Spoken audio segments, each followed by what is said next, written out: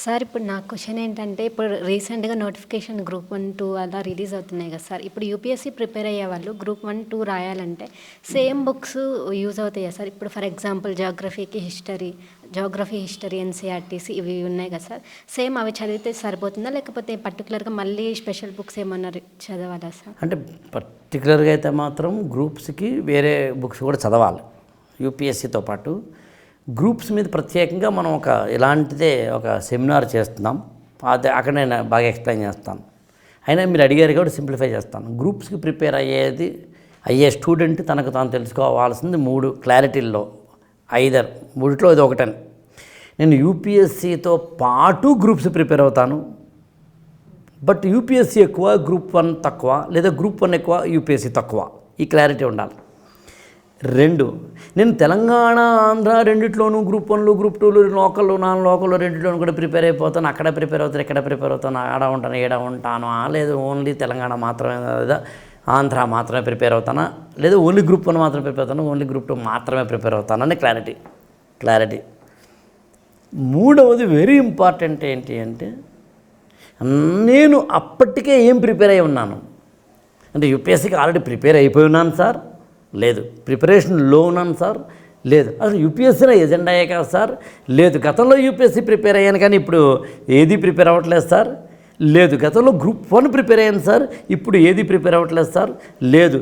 గతంలో నేను కోచింగ్ తీసుకున్నాను సార్ గ్రూప్ 1కి, ఇప్పుడు తీసుకోవట్లేదు సార్. ఎక్కడున్నావు నువ్వు? దాన్ని బట్టి డెస్టినేషన్ ఉంటుంది. ఇప్పుడు గూగుల్ మ్యాప్ లాగా అనమాట. సో దాని గురించి ఇంకా డీటెయిల్గా మనం మాట్లాడదాం. సార్ సపోజ్ ఇప్పుడు మనకి క్వశ్చన్లో ఆన్సర్స్ అన్నీ కరెక్టే అనిపిస్తున్నాయి, కానీ ఆప్షన్స్లో 1 ABCD లేదు. Which is the right answer to choose in that correct questions? I mean ఆ క్వశ్చన్లో ఏది రైట్ ఆన్సర్ అనేది ఎలా చూస్ చేస్తాం?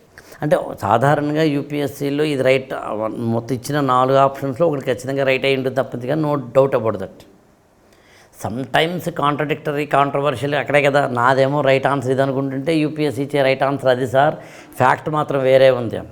ఈవెన్ గ్రూప్ 1 లాంటి వాటిలో కూడా అకాడమీలో ఇచ్చిన దాన్నేమో ఏపీఎస్సీ, టీజీపీఎస్సీయో ఇది కీలో ఇవ్వకపోవచ్చు. లాంటివి వెరీ రేరెస్ట్గా జరిగేది అది.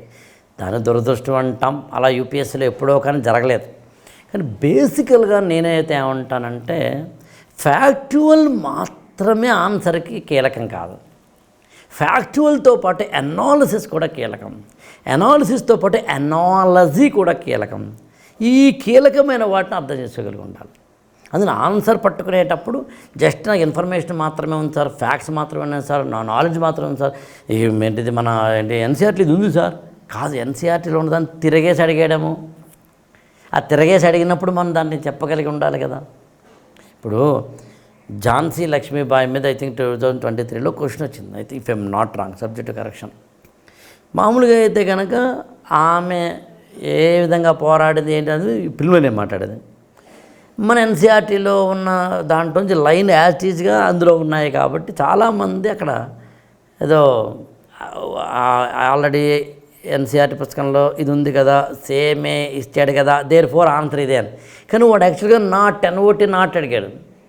అది చూసుకునే చాలామంది డైరెక్ట్గా ఆన్సర్ పట్టేశారు.